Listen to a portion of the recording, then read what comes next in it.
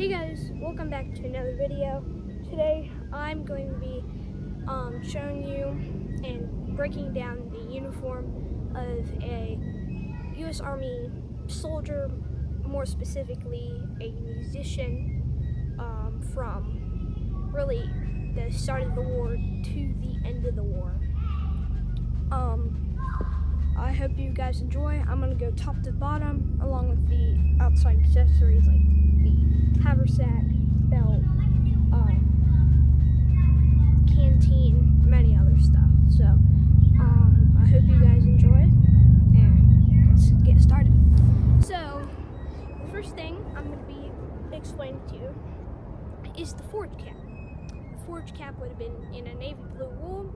This would have been issued to soldiers in the Union Army. Kepis and slouch hats are private purchased. Soldiers would have maybe bought or personally or private purchased those. Say like a slouch hat, they would have bought that, say for a longer march. I know that's documented. The forage cap gets its name, if most commonly. So if you are foraging, which is a fatigue duty, you would have needed a basket. Now, the hat acts as a perfect basket since it has that large opening, goes down deep, so you could put apples, whatever food you could kind of forage for. So this would have been used for that, would have not. Then it kind of blue indigo wool, similar to the sack coat, or sometimes called the fatigue blouse.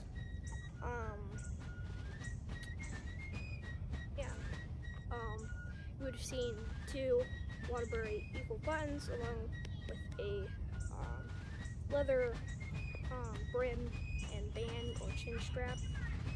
This wasn't really a common hat in the 1860s, surprisingly.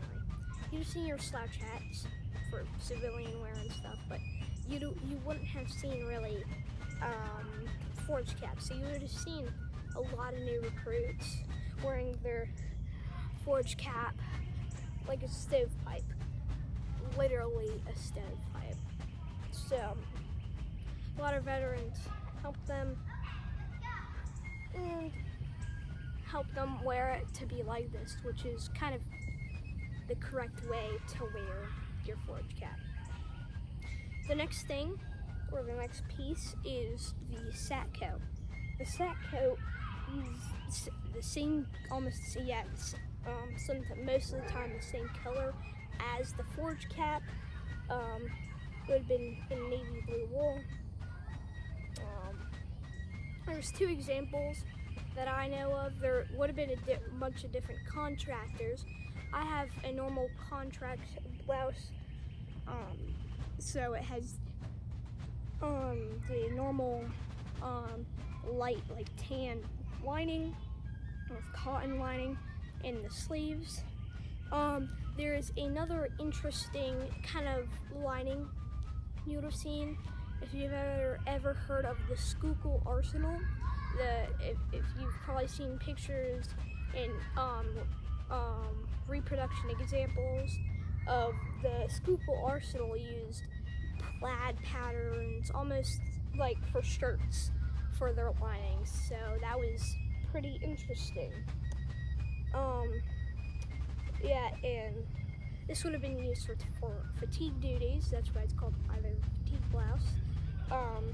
And also it gets this name sack coat because it's basically like a sack. Like there's a bunch of room in the back, just literally like a sack. But fatigue duties, like I described, would have been, say, foraging, chopping wood for the campfire.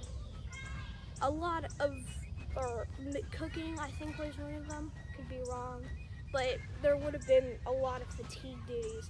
So this next to the frock coat is what you would have been issued. The frock coat is a dress coat, and that was a little bit more restrictive. So you've seen that on parades, and both frock coat and sack coat were definitely really common to see.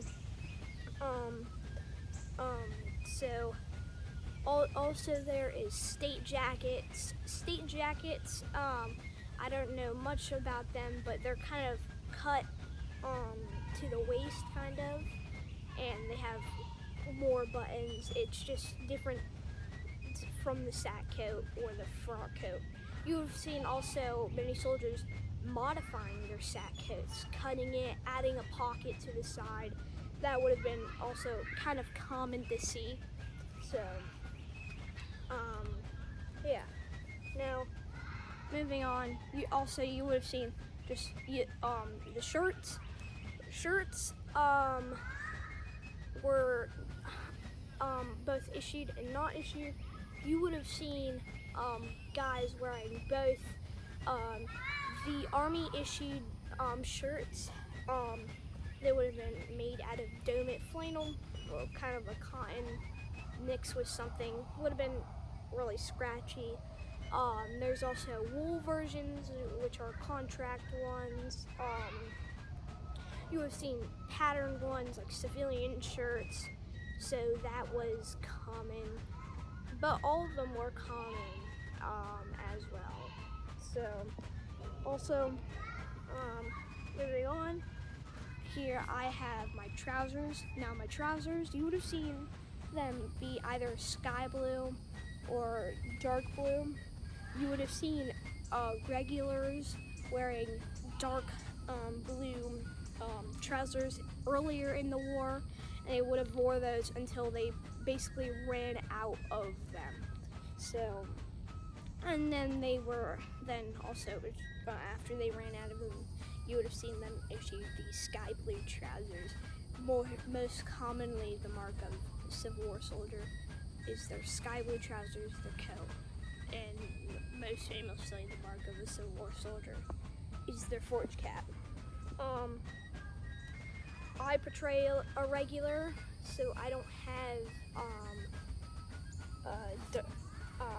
I don't have dark blue trousers at the moment for early war, but you would have seen them wearing them in earlier war, and you would have seen normal regiments wearing the sky blue. Now the sky blue would have been normal all the way up until the end of the war, also after the war. That's pretty common to see. Next thing is my brogans. Brogans would have been 100 literally 100% leather. They're also called most commonly bootees, is sometimes what the soldier would have named them. You've seen wearing soldiers in volunteer regiments wearing taller boots. If you've ever seen a jack boot, that they kind of look like them, but there was variations from them going all the way up to, say, above your knee, or all the way down to like below your knee. So it really depends on the maker. But yeah, they were seeing this kind of stitching down here, and the laces. I know this isn't very something you would go on, but it's kind of critiqued. The common way to have your laces is the Oxford style, kind of 3 bars and then kind of tied normally. Their socks, wool socks. There isn't really much about them. They're wool socks. So, the next thing I'm going to be going over is the haversack. The haversack, you would have seen for the Union Army mostly the tarred version of the haversack, with tarred being this black mixture / paint that was put or lathered on the haversack to give them kind of a water resistant, more not waterproof, but more water resistant than anything. That goes also good. The same for a gum blanket. I think it was the same stuff, but the haversack would have mainly contained the soldiers' rations. You would have seen other stuff in there, but mainly the soldiers' rations, flour, rice. I did make a video on rations, salt pork, they would have remarked these almost as grease bags because, oh, also, they would have become smelly, greasy from the salt pork and concoctions of last night's dinner or supper they had. And I'm pretty sure this was common to see where they put your haversack on their on your left cheek. You'd seen a grease stain, and that's from the haversack. The Confederates used haversacks tarred like this. They wouldn't have been the same design. There's a bunch of also issue makers and contracts, which are not government issued, or I would have said private purchase haversacks used. Most commonly, Confederates used be seeing cotton or canvas being used, not tarred. Though I do know Confederate haversacks, instances of them actually are being tarred. So that is what they would keep their rations in. Next thing is their canteen. You would have seen it in a jean wool cover like this. You would have, for most commonly, also seen a leather strap. I don't have a leather strap. It really depended before, like canvas or the leather strap. I know regulars wore leather straps, but it really depends. They would have had a cork stopper. There's different makers or contracts, I should say, of canteens. One being Cincinnati Depot, New York Depot. You could tell because either their spouts. Also, I know the New York Depot used chains, metal chains for their to have on their stoppers and stuff, from keeping the stoppers from losing the stoppers. Cincinnati Depot used string. I know a bunch of other depots use string. It really depended on the contractor. They would have used this for water, water. This was probably one of the most important items to the soldier. You would have been marching, if you were on campaign, 20 to 30 miles a day.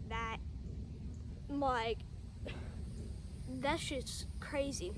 So you definitely need your water, most definitely. Next off is the belt. The musicians used belts like this. They would have been NCO belts or musicians' belts. This is what they wore. You were seeing them wearing the common U.S. belt buckle or even state buckles. Just depended on regiment, but you would have seen them musicians more commonly wearing the NCO belt buckle, or what most people say, the musician's belt buckle. So that's pretty cool. The next thing I'll be talking about is the instruments. Musician had to have instruments. It really depended. Musicians weren't just, they would have played one instrument mainly, but we would have seen them playing fifes, bugles, drums. Now, up until 1863, the requirements for a musician would to be a fifer, but buglers were also really needed on the battlefield, because if you're on the battlefield and you're in a spread out column, you can't really hear your officer in a heat of battle. So having one or a couple of guys, or even one guy, knowing what bugle calls and how to execute that maneuver, that would have been really helpful, and that would have been a powerful skirmish line. And that's what helped them the Union Army win the war. Last but not least thing is the blanket roll. You know, you would have seen the you would have been issued a knapsack, but many soldiers disliked knapsacks because they were uncomfortable, they were big, bulky. So many soldiers found out that, or what modern day people would call a hobo roll. They found out just rolling your blanket, your gun blanket, your tent, maybe an extra few shirts, extra pair of socks, extra drawers, that would have helped immensely, and it's more comfortable on you than having leather straps just marching 20 to 30 miles and them digging into your shoulder. And you could switch this around if that side got not comfortable. So that is basically it for the what a musician or a soldier in the Union Army would have worn. Yeah, more focused on musicians. I hope you guys enjoyed this video. Make sure to like and subscribe, and see ya.